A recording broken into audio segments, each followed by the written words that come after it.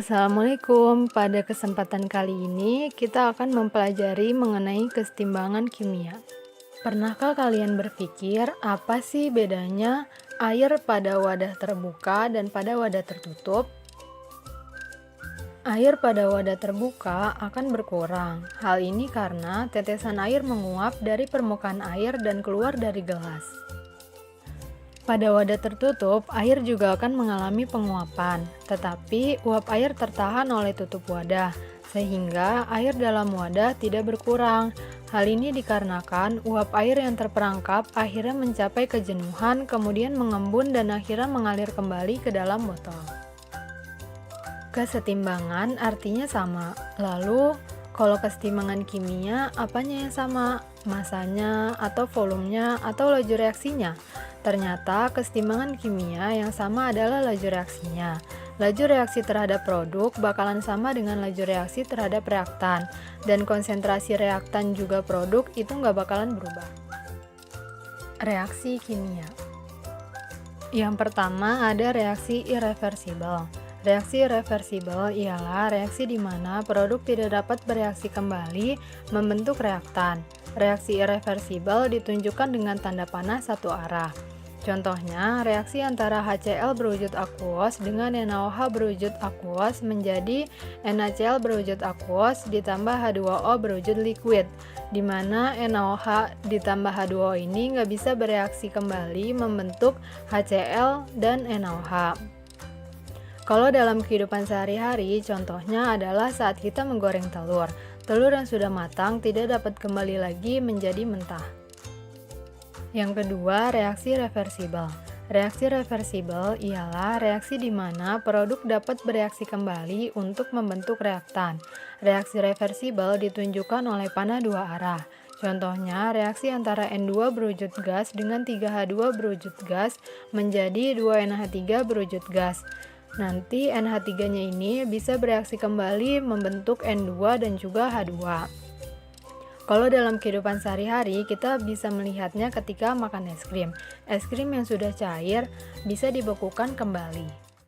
Ciri-ciri kesetimbangan kimia. Yang pertama, produk dan reaktan tidak ada yang meninggalkan sistem. Jadi sistemnya itu tertutup. Yang kedua, zat produk dapat kembali bereaksi membentuk reaktan. Contohnya, air yang berwujud gas bisa berubah menjadi air berwujud cair kembali. Jadi reaksinya itu reversibel. Dan yang ketiga, reaksi berlangsung terus-menerus dalam dua arah dengan laju reaksi produk sama dengan laju reaksi reaktan secara mikroskopis. Faktor-faktor yang mempengaruhi pergeseran kesetimbangan kimia.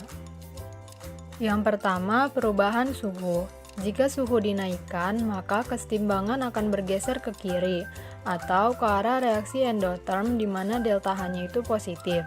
Jika suhu diturunkan, kesetimbangan akan bergeser ke kanan atau ke reaksi exotherm di mana delta H-nya negatif.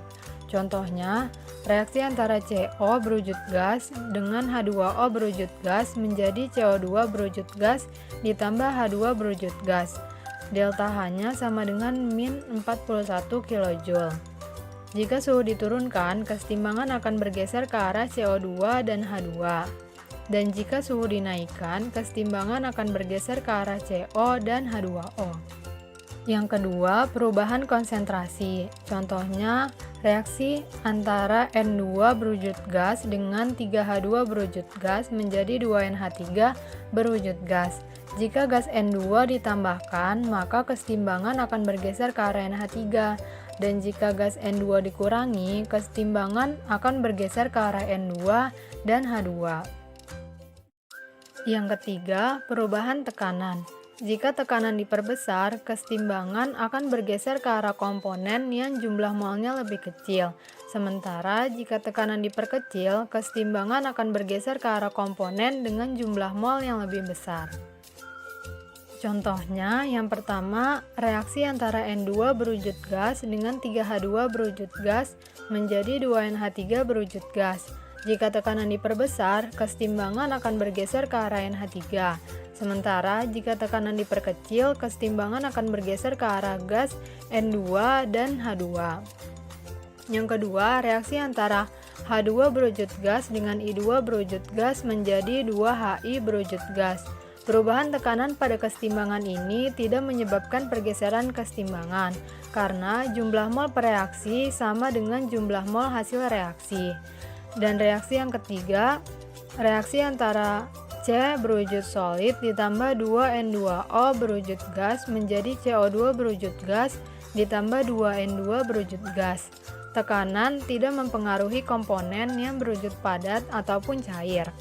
Pada kesetimbangan di atas, jika tekanan diperbesar, kesetimbangan akan bergeser ke arah gas N2O, dan jika tekanan diperkecil, kesetimbangan akan bergeser ke arah gas CO2 dan N2. Dan yang terakhir ialah perubahan volume. Perubahan volume ini hanya diamati untuk komponen gas saja. Jika volume diperbesar, kesetimbangan akan bergeser ke arah komponen dengan jumlah mol terbesar. Dan jika volume diperkecil, kesetimbangan akan bergeser ke arah komponen yang jumlah molnya lebih kecil. Konsep ini berbanding terbalik dengan perubahan tekanan.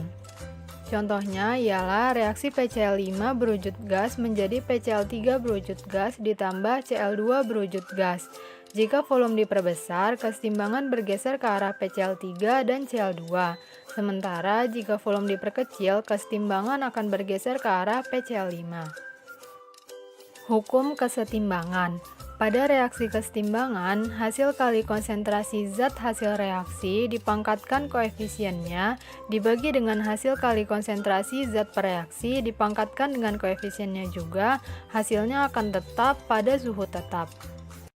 Hubungan antara konsentrasi suatu zat pada kesetimbangan. Ini dilambangkan dengan Kc. Rumus Kc sama dengan konsentrasi C pangkat P dikali konsentrasi D pangkat Q dibagi konsentrasi A pangkat M dikali konsentrasi B pangkat N, di mana P, Q, M, dan N ini merupakan koefisien dari masing-masing zatnya. Contoh, 2 mol PCl5 dimasukkan ke dalam wadah 2 liter dan dipanasi pada suhu 250 derajat Celcius untuk mencapai keadaan setimbang.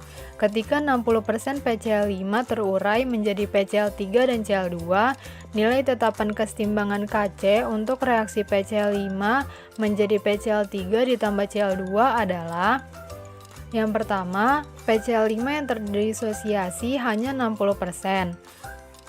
Maka 60% dikali dengan mol PCl5, 2 mol, sama dengan 1,20 mol. Selanjutnya dapat kita tulis reaksi awal, bereaksi, dan kesetimbangan. Diperoleh hasil 0,80 mol untuk PCl5, 1,20 mol untuk PCl3, dan 1,20 mol untuk PCl3 di kesetimbangan.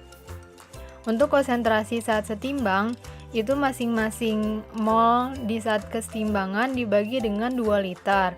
Dihasilkan 0,40 molar untuk PCl5, 0,60 molar untuk PCl3, dan 0,60 molar untuk Cl2. Maka dapat kita peroleh Kc sebesar 0,90. Konstanta kesetimbangan berdasarkan tekanan atau yang disimbolkan dengan Kp, yaitu hasil kali tekanan parsial gas-gas hasil reaksi dibagi dengan hasil kali tekanan parsial gas-gas per reaksi setelah masing-masing gas dipangkatkan dengan koefisiennya menurut persamaan reaksi. Contoh, garam oksalat La2C2O4 3 kali dimasukkan dalam bejana 10 liter dan terurai menurut reaksi La2C2O4 3 kali berwujud solid menjadi La2O3 berwujud solid ditambah 3CO berwujud gas ditambah 3CO2 berwujud gas pada suhu tetap. Jika pada keadaan setimbang, tekanan total sama dengan 0,4 atm, tentukan nilai Kp. Pertama-tama, kita pastikan dulu kalau reaksinya itu udah setara. Kemudian, karena jumlah mol garam oksalat yang terurai tidak diketahui, maka kita umpamakan garam oksalat yang terurai itu sebesar A mol. Kemudian kita tulis pada bagian bereaksi dan setimbang, kita sesuaikan dengan koefisiennya. Karena CO dan CO2 koefisiennya 3, maka kita tulis di bagian bereaksi CO sebesar 3 A mol, begitu juga CO2 sebesar 3 A mol. Selanjutnya, karena untuk menentukan nilai Kp hanya fase gas saja yang diperhitungkan, maka pada reaksi ini yang kita perhitungkan ialah CO dan CO2 saja. Jika dijumlahkan, maka gas totalnya itu 6 amol. Langkah selanjutnya ialah menghitung tekanan parsial gas CO dan gas CO2. Untuk menghitung tekanan parsial gas CO, rumusnya ialah mol CO per mol total dikali P total, di mana mol CO tadi 3 amol dan mol totalnya itu 6 amol dikali P totalnya 0,4 atm yang sudah tertera di soal. Dihasilkan tekanan parsial gas CO sebesar 0,2 atm dan gas CO2 sebesar 0,2 atm juga. Selanjutnya menghitung nilai Kp. Nilai Kp sama dengan PCO dipangkatkan 3 dikali PCO2 dipangkatkan 3 karena koefisien dari CO dan CO2 sama-sama 3, maka dihasilkan nilai Kp sebesar 1,6 dikali 10 pangkat min 5. Sampai sini dulu penjelasannya, terima kasih. Audio Jungle.